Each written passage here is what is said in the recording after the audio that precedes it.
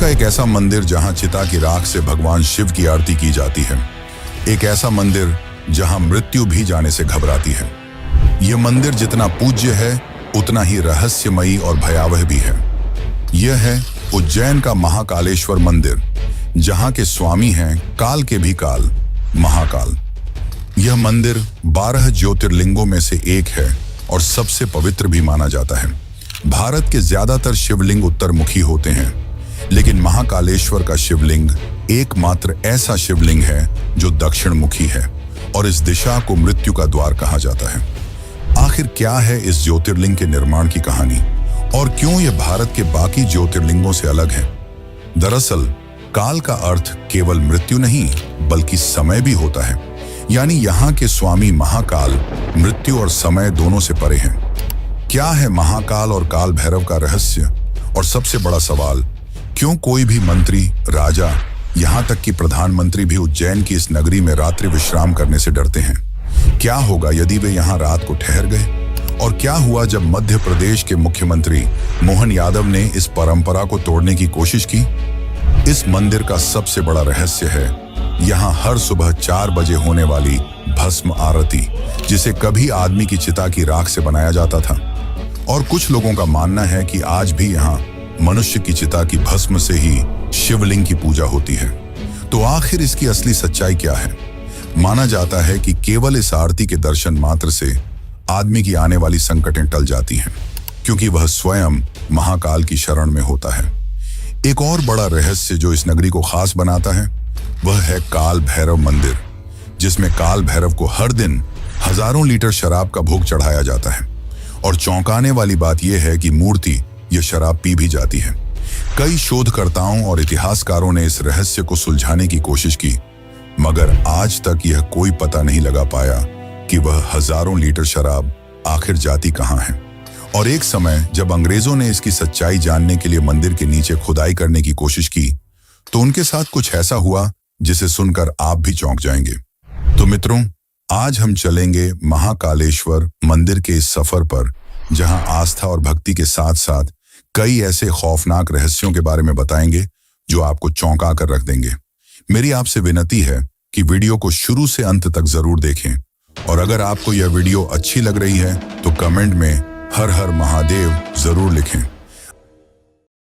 बहुत समय पहले की बात है जब उज्जैन को अवंतिकापुरी के नाम से जाना जाता था। यह बहुत ही सुंदर और समृद्ध राज्य था, जिसमें राजा चंद्रसेन राज किया करते थे। राजा चंद्रसेन भगवान शिव के बहुत बड़े भक्त थे और उनके मित्र थे शिवगणों में से मुख्य गण मणिभद्र। एक बार जब मणिभद्र उज्जैन आए तो उन्होंने राजा चंद्रसेन को चिंतामणि भेंट की। यह मणि काफी ज्यादा चमकदार और मनमोहक थी, लेकिन जैसे जैसे इस मणि की चमक फैलने लगी, कई राजाओं के मन में लोभ जगने लगा और इसी के चलते अवंतिकापुरी में कई राजाओं ने चिंतामणि को हासिल करने के लिए आक्रमण कर दिया। एक तरफ चंद्रसेन की सेना और दूसरी तरफ बाकी राजा अपने विशालकाय सेना के साथ, जिसमें सामने चंद्रसेन की सेना कमजोर लग रही थी। पर चंद्रसेन जानते थे कि उनकी शक्ति किसी मणि में नहीं बल्कि उनकी भक्ति में है। इसीलिए उन्होंने अपने 17 डाल दिए और वन की ओर चले गए। वहां जाकर वे शिव के ध्यान में लीन हो गए। लेकिन उसी समय उज्जैन में एक और समस्या आ खड़ी हुई। वह था राक्षस दूषण। राक्षस दूषण ने ब्रह्मा जी की तपस्या कर असीम शक्ति प्राप्त कर ली थी, जिसके पश्चात अपनी शक्ति के घमंड में चूर असुर दूषण चारों ओर तबाही मचाने लगा। उसे पूजा पाठ करने वालों से सख्त नफरत थी। उसने उज्जैन में अपनी असुरी सेना के साथ आक्रमण कर दिया और शिव भक्तों को मारने लगा, साथ ही शिव मंदिरों को भी तोड़ने लगा। पूरी अवंतिका नगरी में हाहाकार का माहौल था। एक ओर दुष्ट और लोभी राजा तो दूसरी ओर खूंखार असुर दूषण सब अपनी जान बचाकर इधर उधर भागने लगे। और इसी दौरान एक विधवा औरत अपने 5 साल के बेटे के साथ भटकते हुए उसी वन में पहुंची जहां राजा चंद्रसेन शिव का ध्यान कर रहे थे। जब उस 5 साल के बालक ने यह देखा तो वह उनकी भक्ति से काफी प्रभावित हुआ और उसने भी वहीं थोड़ी दूर पर एक शिवलिंग बना लिया और उस पर फूल, जल और बेलपत्र चढ़ाकर पूजा करने लगा। वह बालक शिव भक्ति में इतना विलीन हो गया कि उसे और कुछ न सुनाई दे रहा था, न दिखाई। जब उसकी मां ने उसे खाने के लिए पुकारा तो उसने कोई जवाब नहीं दिया। बार बार पुकारने के पश्चात क्रोधित होकर उसकी मां ने सारी पूजा सामग्री फेंक दी। लेकिन तभी बिजली चमकी और घंटियों की आवाज के साथ वहीं पर एक भव्य मंदिर का निर्माण हुआ, जहां स्वयंभू शिवलिंग प्रकट हुए और उस शिवलिंग में वही फूल और बेलपत्र चढ़ा हुआ था जो उस बालक ने चढ़ाए थे। ये सब देखकर उसकी माता चकित रह गई और उन्हें अपनी गलती का एहसास हुआ। जब यह बात राजा चंद्रसेन को पता चली तो वे दौड़े दौड़े वहां जा पहुंचे और उनकी आंखों में आंसू थे, क्योंकि उनकी भक्ति आज सफल हो गई। भगवान शिव स्वयं प्रकट हुए थे। लेकिन यह कहानी यहां समाप्त नहीं होती। उज्जैन की धरती असुर दूषण की वजह से कांप रही थी, पर जैसे ही शिवलिंग प्रकट हुआ उससे निकले शिव, और यह शिव का रुद्र रूप था। शिव ने महाकाल का रूप लिया, जो भयानक और अत्यंत ही ज्यादा शक्तिशाली था। उनकी जटाएं लहराने लगी, हाथों में त्रिशूल और आंखों में अग्नि लिए वे दूषण की ओर बढ़े और पल भर में ही दूषण के साथ ही साथ उसकी पूरी असुरी सेना को अग्नि से भस्म कर दिया।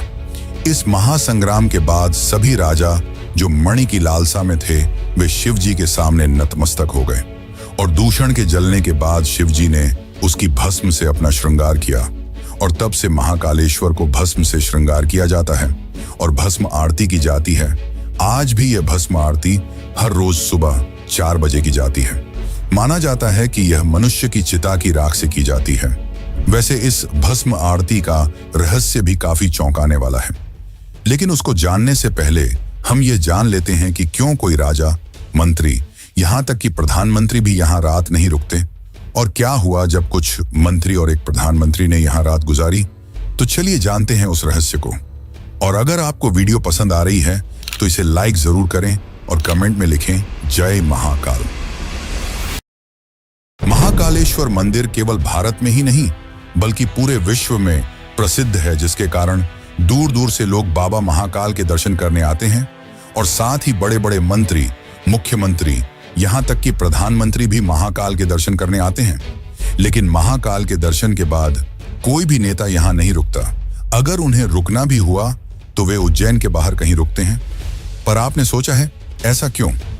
दरअसल जब भी कोई राजा या नेता यहाँ रात बिताता है तो उसकी सत्ता चली जाती है, और ऐसा एक बार नहीं कई बार हुआ है। आपको बता दूं कि भारत के एक प्रधानमंत्री इसका खामियाजा भी भुगत चुके हैं। भारत के चौथे प्रधानमंत्री मोरारजी देसाई यहाँ महाकाल के दरबार में रात रुक गए थे, जिसके अगले ही दिन उनकी सत्ता चली गई और उनकी सरकार गिर गई। फिर इसके बाद कर्नाटक के मुख्यमंत्री येदियुरप्पा ने भी यहाँ रात बिताई, जिसके बाद 20 दिनों के अंदर ही उन्हें भी अपने पद से इस्तीफा देना पड़ा। ऐसे और भी कई घटनाएं हैं जो महाकाल के दरबार से जुड़ी हैं। पर क्या आपने सोचा है कि आखिर ऐसा क्यों होता है? दरअसल माना जाता है कि बाबा महाकाल ही यहाँ के राजा हैं और उनसे ऊपर कोई नहीं।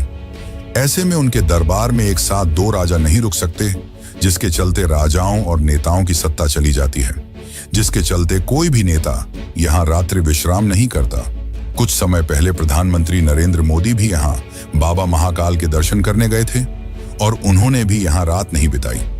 पर चौंकाने वाली घटना तब हुई जब 16 दिसंबर 2023 को मध्य प्रदेश के मुख्यमंत्री मोहन यादव ने यहाँ रात बिताई।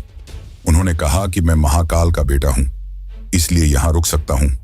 महाकाल तो पूरे ब्रह्मांड के स्वामी हैं, इसीलिए उनके नगर में रुकने में कोई आपत्ति नहीं होनी चाहिए। जिसके पश्चात वे वहां रात रुके और एक नई सोच को प्रस्तुत किया। चलिए अब हम यहाँ होने वाली भस्म आरती के बारे में जानते हैं। दोस्तों, ज्यादातर मंदिरों में भगवान की पूजा दीप जलाकर की जाती है, पर महाकालेश्वर मंदिर में यह आरती भस्म से होती है। भस्म किसी भी इंसान या वस्तु का आखिरी रूप होता है, यानी कि जलने के बाद बचने वाली राख। पुराने समय में यह आरती इंसान की देह की पहली चिता की राख से की जाती थी, लेकिन कुछ कारणों की वजह से इसे बंद कर दिया गया और आज के समय में यह भस्म आरती कपिला, गाय के गोबर, पीपल, बड़, शमी और अम्लतास की राख से बनी हुई भस्म से की जाती है। हर दिन सुबह 4 बजे यह भस्म आरती होती है, जिसे देखने दूर दूर से लाखों श्रद्धालु हर रोज यहाँ आते हैं। यहाँ के पुजारी मंत्रोच्चारण के साथ बड़े ही भव्य तरीके से यहाँ की आरती को करते हैं। मान्यता है कि जो भक्त सच्चे मन से इस भस्म आरती में सम्मिलित होता है उसे मृत्यु का भय नहीं सताता। एक और बात यह कि यह भस्म आरती केवल पुरुष ही देख सकते